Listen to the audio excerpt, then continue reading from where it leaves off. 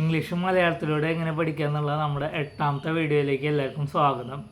ഒരു കാര്യത്തിൽ വളരെയധികം സന്തോഷമുണ്ട്. ഇന്നലെ ഹോംവർക്ക് എനിക്ക് ഒരാൾ അയച്ചു തന്നു. ഇന്നൂറുള്ള ജാനകിദാസ് എന്ന് പറഞ്ഞ മേഡമാണ് എനിക്ക് അയച്ചു തന്നത്. അവരെക്കുറിച്ച് പറയുമ്പോൾ അവർ 30 വയസ്സായ മകനൊക്കെ ഉള്ള ഒരാളാണ്.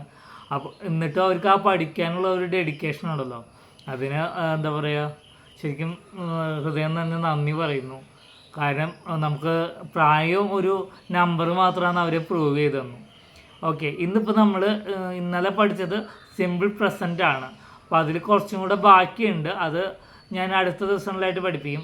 ഇന്ന് സിമ്പിൾ പാസ്റ്റ് എന്താണെന്ന് നമുക്ക് നോക്കാം. അതിന് മുന്നേ സിമ്പിൾ പ്രസൻറ്റും സിമ്പിൾ പാസ്റ്റും തമ്മിൽ ചെറിയൊരു വ്യത്യാസമുണ്ട്. അത് നമ്മൾ എന്താണെന്ന് ആദ്യം പറഞ്ഞുതരാം. പ്രസൻറ്റ് എന്ന് പറഞ്ഞു കഴിഞ്ഞാൽ സ്ഥിരമായി നടന്നുകൊണ്ടിരിക്കുന്ന ഒരു കാര്യമാണ്. ക്രിക്കറ്റ് കളിക്കുന്ന ഒരാളാണ്, അല്ലെങ്കിൽ സ്ഥിരമായി കുക്ക് ചെയ്യുന്ന ഒരാളാണ്, അങ്ങനെ സംഭവിക്കുന്ന കാര്യങ്ങൾ.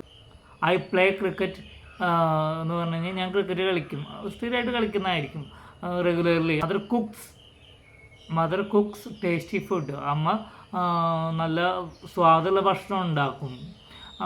അപ്പോൾ അങ്ങനെ വരുന്ന കാര്യങ്ങൾ, അതായത് സ്ഥിരമായിട്ട് അത് ചെയ്തുകൊണ്ടിരിക്കുന്നതായിരിക്കും. അതിനെയാണ് സിമ്പിൾ പ്രസൻറ്റ് എന്ന് പറയുന്നത്. എന്നാൽ സിമ്പിൾ പാസ്റ്റ് എന്ന് പറഞ്ഞാൽ ആ സംഭവം ചെയ്ത് കഴിഞ്ഞിട്ടുണ്ട്, അതായത് അതിനൊരു കൃത്യമായൊരു സമയത്തിനുള്ളിൽ ആ സംഭവം കഴിഞ്ഞിട്ടുണ്ട്. സിമ്പിൾ പാസ്റ്റ് എന്ന് പറഞ്ഞു കഴിഞ്ഞാൽ ആ ഒരു സംഭവം കൃത്യമായൊരു സമയത്ത് നടന്നിട്ടുണ്ട്, അതിനൊരു കൃത്യമായൊരു സമയം ഉണ്ടായിരിക്കും. അപ്പം അങ്ങനെയുള്ള കുറച്ച് ഉദാഹരണങ്ങൾ ഞാനിപ്പോൾ പഠിപ്പിച്ചു തരാം. അപ്പോൾ അത് എല്ലാവരും ശ്രദ്ധിക്കുക.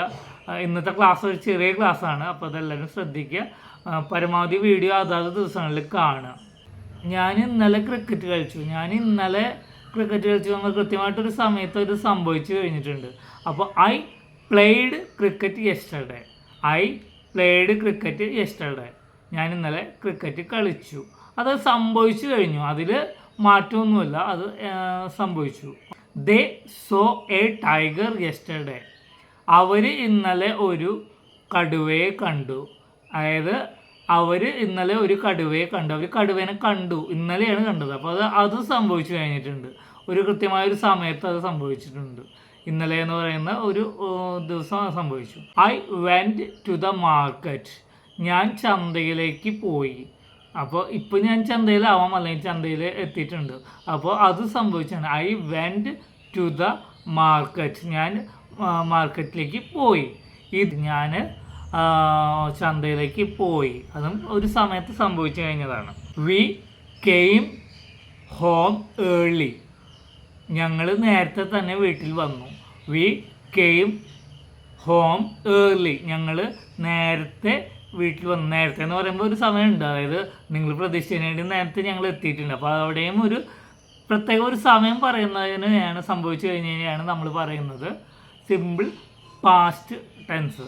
ഈ സിമ്പിൾ പാസ്റ്റിൽ ഒരു കാര്യം കൂടെ ശ്രദ്ധിക്കണം. നമ്മൾ കഴിഞ്ഞ ദിവസം പറഞ്ഞു, സബ്ജക്റ്റ് അതായത് കർത്താവ് ഏകവചനമാണെങ്കിൽ സിമ്പിൾ പ്രസൻറ്റിൽ SES ചേർക്കണം. അതുപോലെ തന്നെ ബഹുവചനമാണെങ്കിൽ SOES ചേർക്കാതെയാണ് വെർബ് എഴുതുക എന്നത്, ഓക്കെ, ക്രിയ എഴുതുക എന്നത്. എന്നാൽ സിമ്പിൾ പാസ്റ്റിൽ ഇതൊന്നും വേണ്ട. സബ്ജക്റ്റ് ഒരാളാവാം, രണ്ടാളാവാം, ഞാനാവാം, നീയാവാം, എന്താണെങ്കിലും അതിൻ്റെ കൂടെ വെർബിൻ്റെ, ക്രിയയുടെ പാസ്റ്റ് ടെൻസ്, കഴിഞ്ഞു പോയ രൂപം എഴുതുക, അത്രേ ഉള്ളൂ. ഇപ്പോൾ ഐ ഈറ്റ് മാംഗോ എന്ന് എഴുതി കഴിഞ്ഞ് തിന്നുന്നു. ഇനി അത് പാസ്റ്റ് ടെൻസിലാണെങ്കിൽ ഐ എയ്റ്റ് മാംഗോ, അപ്പോൾ ഞാൻ മാങ്ങ കഴിക്കുന്നു. അപ്പോൾ ഇതാണ് അതിൻ്റെ വ്യത്യാസം. അപ്പോൾ ക്ലാസ്സുകളെല്ലാവരും റെഗുലറായിട്ട് കാണണം. അതുപോലെ തന്നെ നിങ്ങൾക്ക് അഭിപ്രായങ്ങളുണ്ടെങ്കിൽ അത് അറിയിക്കണം. എല്ലാവർക്കും ഷെയർ ചെയ്യുക പരമാവധി. കാരണം ഇതുപോലെ ഒത്തിരി പേരുണ്ട്, ജാനകി മേഡത്തിനെ പോലെ തന്നെ ഒത്തിരി പേരുണ്ട്, ആഗ്രഹിക്കുന്നവരുണ്ട്. അപ്പോൾ അവർക്കൊക്കെ ഷെയർ ചെയ്യുക, പരമാവധി നമ്മുടെ ഗ്രൂപ്പിൽ വരാൻ പറയുക. അപ്പോൾ എല്ലാവർക്കും നന്ദി, നമസ്കാരം, താങ്ക് യു.